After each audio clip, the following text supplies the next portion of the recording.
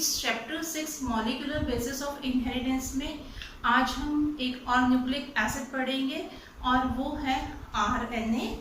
RNA का full form होता है ribo nucleic acid.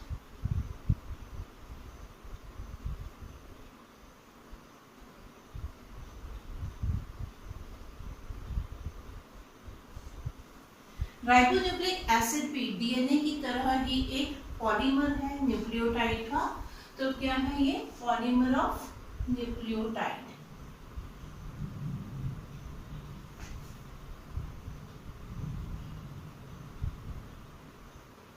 Polymer means होता है बहुत सारे मोनोमर मिलकर के जब स्ट्रक्चर फॉर्म करते हैं उसको हम बोलते हैं पॉलीमर। तो यहाँ पर जो न्यूक्लियोटाइड है, न्यूक्लियोटाइड एक मोनोमर है और बहुत सारे न्यूक्लियोटाइड मिलकर के फॉर्मेशन कर रहे हैं किसका? आरएनए का।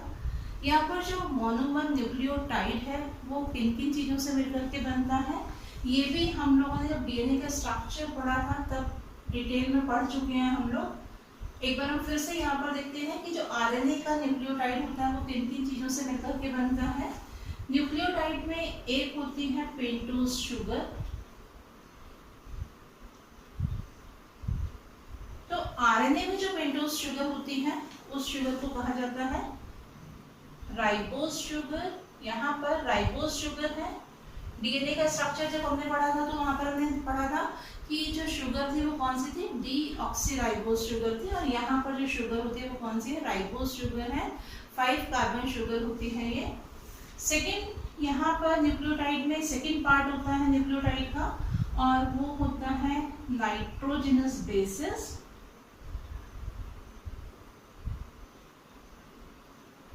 टू टाइप के नाइट्रोजनस बेसिस होते हैं। एक होता है प्यूरिन और एक होते हैं पायरिमिडिन।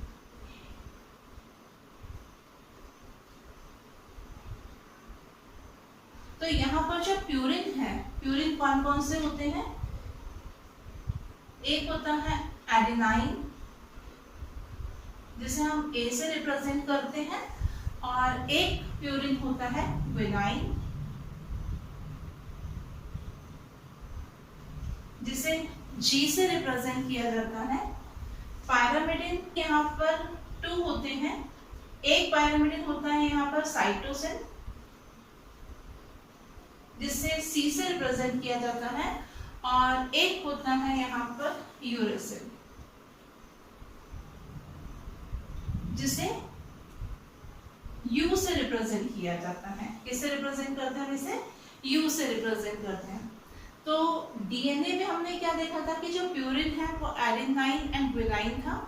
पायरामिडिन जो था वो साइटोसिन था और यहाँ पर थायमिन था। लेकिन आरएनए के अंदर थायमिन की जगह क्या होता है? यूरेसिल होता है। मींस थायमिन जो है वो रिप्लेस हो जाता है किससे? यूरेसिल से। थर्ड यहाँ पर होता है फॉस्फोरिक एसिड।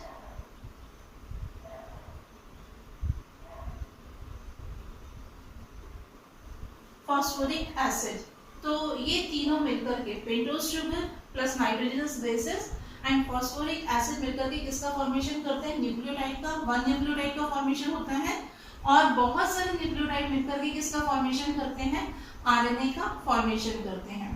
तो यहाँ पर जो राइबोज शुगर होती है, पेंटोज शुगर, उसका स्ट्रक्चर इस तरह से रहता है। ये first carbon, second carbon, third carbon, fourth carbon और यहाँ पर होता है 5th कार्बन। 5 कार्बन होते हैं इसमें। 5th कार्बन है। यहाँ पर H और OH सेकेंड कार्बन पर, थर्ड कार्बन पर भी एक साइड H रहता है और यहाँ पर OH। मीन्स यहाँ पर 2 OH ग्रुप होते हैं, 2 फंक्शनल ग्रुप होते हैं। और हमने पहले भी पढ़ा था कि 2 फंक्शनल ग्रुप होने की वजह से ये स्टेबल नहीं होता है। यहाँ पर फर्स्ट कार्बन से अटैच होते हैं नाइट्रोजनस बेसिस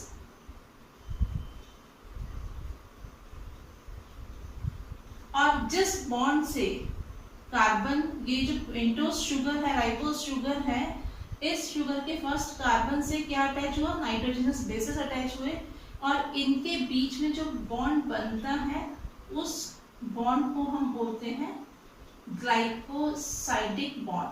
क्या कहा जाता है इसको? ग्लाइकोसाइडिक बॉन्ड कहा जाता है इसको। तो यहाँ पर फर्स्ट कार्बन से जो नाइट्रोजनस बेसेस अटैच हैं वो किस बॉन्ड से अटैच है? ग्लाइकोसाइडिक बॉन्ड से अटैच होते हैं। फिफ्थ कार्बन से अटैच होता है फॉस्फोरिक एसिड,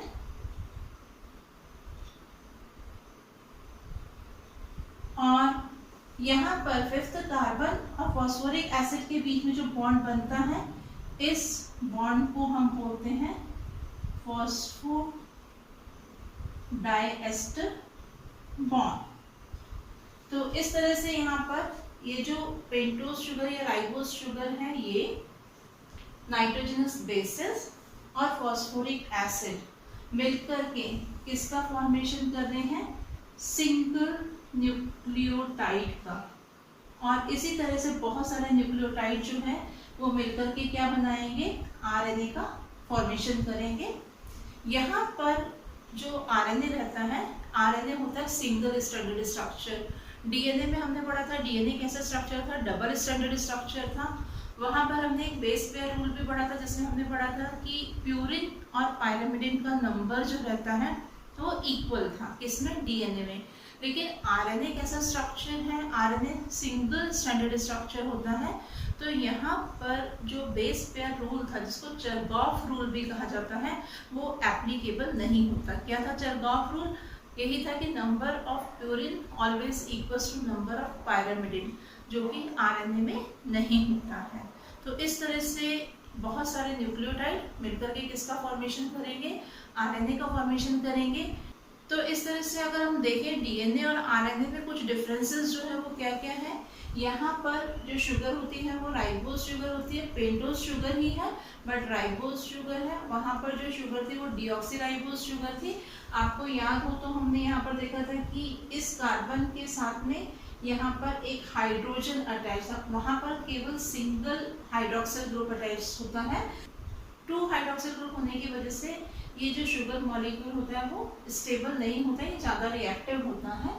नाइट्रोजनस बेसिस में एक डिफरेंस हमने देखा कि यहाँ पर purine, adenine and guanine RNA DNA में दोनों में सेम होते हैं, लेकिन पायरामिडिन में यहाँ पर यूरेसिल नहीं होता है। किसमें? डीएनए में क्या होता है? थायमिन होता है, और आरएनए में क्या होता है? यूरेसिल होता है। और थर्ड डिफरेंस अभी हमने पढ़ा कि जो डीएनए होता है वो कैसे स्ट्रक्चर है? डबल स्ट्रैंडेड स्ट्रक्चर होता है, और आरएनए जो है वो सिंगल स्ट्रैंडेड स्ट्रक्चर होता है। डीएनए में नाइट्रोजनस बेस पेयर रूल जो था, चरगॉफ रूल जो था वो एप्लीकेबल होता है, जबकि आरएनए में बेस पेयर रूल या जिसे हम चरगॉफ रूल बोलते हैं ये एप्लीकेबल नहीं होता है। अब हम पढ़ते हैं टाइप्स ऑफ आरएनए। फंक्शंस के बेस पर आरएनए जो है वो 3 टाइप्स के होते हैं।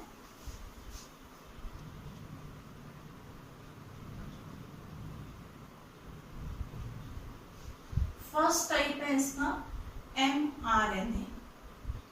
एमआरएनए मीन्स होता है मैसेंजर आरएनए।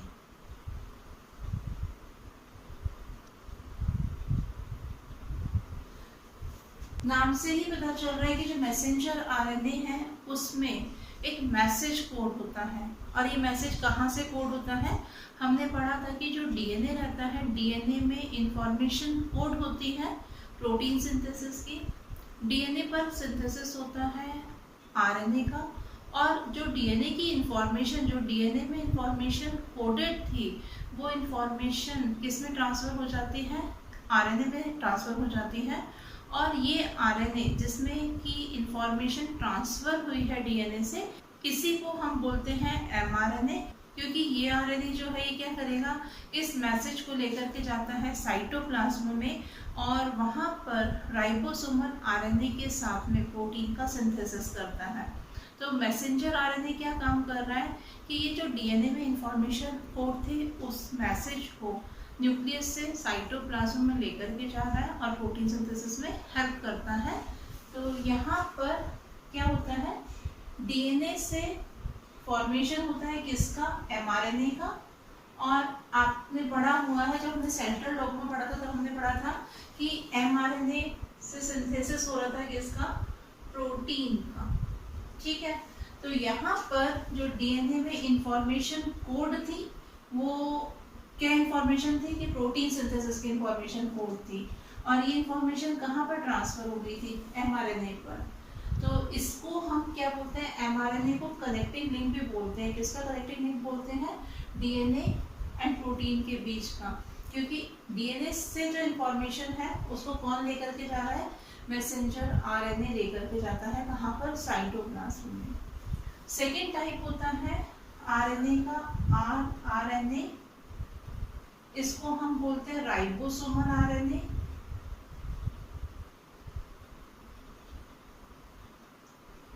जब एमआरएनए न्यूक्लियस के अंदर फॉर्मेशन होता है एमआरएनए का, तो एमआरएनए साइटोप्लाज्म में पहुंचता है न्यूक्लियस से, और वहां पर ये राइबोसोमल आरएनए के साथ में अटैच हो जाता है। मींस राइबोसोमल आरएनए जो है वो एमआरएनए के साथ में अटैच होता है, और इस पर सिंथेसिस होता है प्रोटीन का।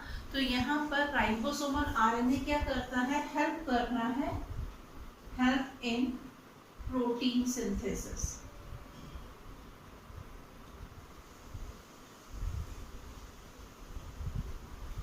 थर्ड टाइप का आरएनए होता है टीआरएनए, और इसको हम बोलते हैं ट्रांसफर आरएनए। ये ट्रांसफर आरएनए ट्रांसफर करने का काम करता है। क्या चीज ट्रांसफर करता है कि यहाँ पर जो एमआरएनए बना था, एमआरएनए कहाँ पर बनता है, न्यूक्लियस के अंदर बनता है। एमआरएनए में मैसेज कोड हो गया, कहाँ से, डीएनए से। किस चीज का मैसेज कोड हुआ, प्रोटीन सिंथेसिस का मैसेज। ये एमआरएनए कहाँ पर आता है, साइटोप्लाज्म में आता है।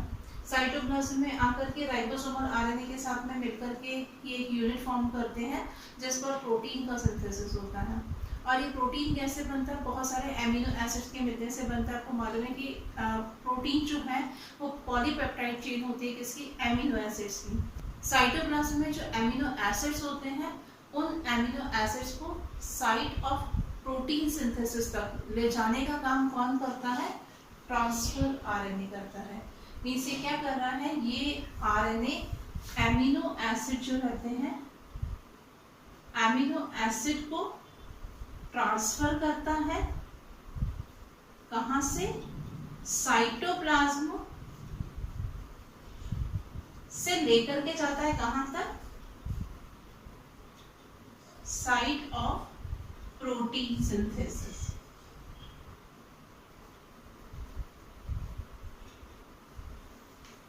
एमिनो एसिड टीआरएनए के साथ में बॉन्ड फॉर्म करता है, और ये यहाँ पर कहाँ पर पहुंचता है, जिस जगह पर एमआरएनए और आरएनए मिलकर के यूनिट बना दी है जिसके ऊपर क्या होने वाला है, प्रोटीन का सिंथेसिस होने वाला है, वहां तक एमिनो एसिड को ट्रांसफर करने का काम कौन करेगा, टीआरएनए है, ट्रांसफर आरएनए, इसीलिए इसको नाम दिया गया ट्रांसफर आरएनए।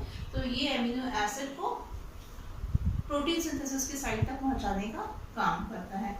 तो इस तरह से आरएनए 3 टाइप के होते हैं, mRNA, messenger RNA, ribosomal RNA, और हमारा होता है एक टीआरएनए, ट्रांसफर आरएनए जिसको कहा जाता है। टाइप्स ऑफ आरएनए के बाद में अब हम पढ़ते हैं difference between DNA and RNA. Deoxyribonucleic acid and ribonucleic acid में डिफरेंसेस को देखते हैं। फर्स्ट डिफरेंस होता है कि डीएनए में जो शुगर होती है वो कौन सी शुगर होती है, डीऑक्सीराइबोस शुगर होती है, जबकि आरएनए में होती है राइबोस शुगर। सेकेंड डिफरेंस है इसका नाइट्रोजनस बेसिस। नाइट्रोजनस बेसिस में हमने पढ़ा था कि डीएनए में adenine, guanine, cytosine and thymine होते हैं, जबकि आरएनए जो रहता है, आरएनए में होता है adenine, guanine, cytosine and uracil. यहाँ पर थायमिन जो है वो यूरेसिल से रिप्लेस्ड हो जाता है। तो क्या डिफरेंसेस हैं यहाँ पर, फर्स्ट डिफरेंस क्या है, इसमें जो शुगर प्रेजेंट होती है वो कौन सी शुगर है, डीऑक्सीराइबोस शुगर है। The sugar present is deoxyribose, किसमें, डीएनए में। आरएनए में the sugar present is ribose, यहाँ पर जो शुगर प्रेजेंट होती है वो कौन सी शुगर होती है, राइबोस शुगर होती है। Nitrogenous bases present are adenine, guanine, thymine and cytosine. DNA में जो नाइट्रोजनस बेसिस प्रेजेंट है वो कौन कौन से हैं, एडेनाइन है, गुआनिन है, थायमिन है एंड साइटोसिन है। Nitrogenous bases present are adenine, guanine, cytosine and uracil.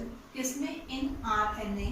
तो यहाँ पर जो नाइट्रोजनस बेसिस कौन कौन से हैं? Adenine, guanine, cytosine and uracil. यहाँ पर क्या था? थायमिन था, और यहाँ पर थायमिन किससे रिप्लेस हो गया है?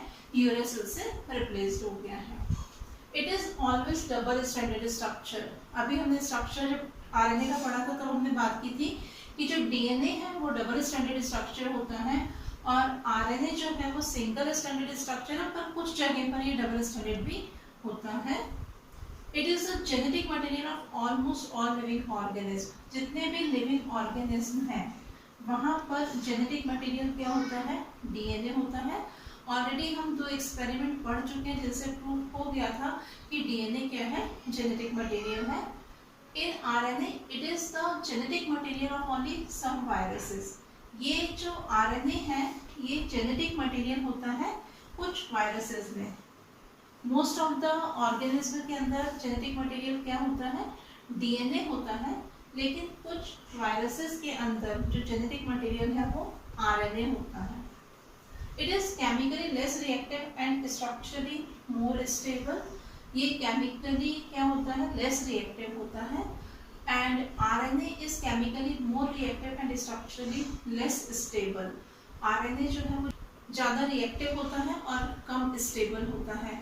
ये हमने जब पेंटोज शुगर का स्ट्रक्चर देखा था तब हमने पढ़ा था डीएनए में यहाँ पर केवल सिंगल OH ग्रुप था, हाइड्रोक्सिल ग्रुप सिंगल होता है, जिसकी वजह से ये क्या होता है? केमिकली लेस रिएक्टिव होता है। और हमने आरएनए में क्या देखा था? राइबोज शुगर में हमने देखा था कि यहाँ पर जो सेकेंड नंबर और थर्ड नंबर का कार्बन था दोनों ही कार्बन पर OH ग्रुप अटैच था, जिसकी वजह से ये कैसा होता है? मोर रिएक्टिव होता है, और ये क्या है? स्ट्रक्चरली लेस स्टेबल है। यहाँ पर केमिकली ये लेस रिएक्टिव है क्योंकि यहाँ पर केवल एक OH ग्रुप ही डीऑक्सीराइबोज शुगर के साथ में अटैच था। वो कौन से कार्बन पर था? वो थर्ड कार्बन पर था। एंड स्ट्रक्चरली मोर स्टेबल, इसीलिए ये ज़्यादा स्टेबल है और लेस रिएक्टिव है। और यहाँ पर ये 2 हाइड्रोक्सिल ग्रुप प्रेजेंट होने की वजह से क्या होता है? मोर रिएक्टिव होता है और लेस स्टेबल होता है। तो इस तरह से आज हमने आरएनए का स्ट्रक्चर और इसके टाइप्स के बारे में पढ़ा, डिफरेंस पढ़ा हमने डीएनए और आरएनए का। नेक्स्ट क्लास में हम इसी चैप्टर को कंटिन्यू करेंगे। Thank you.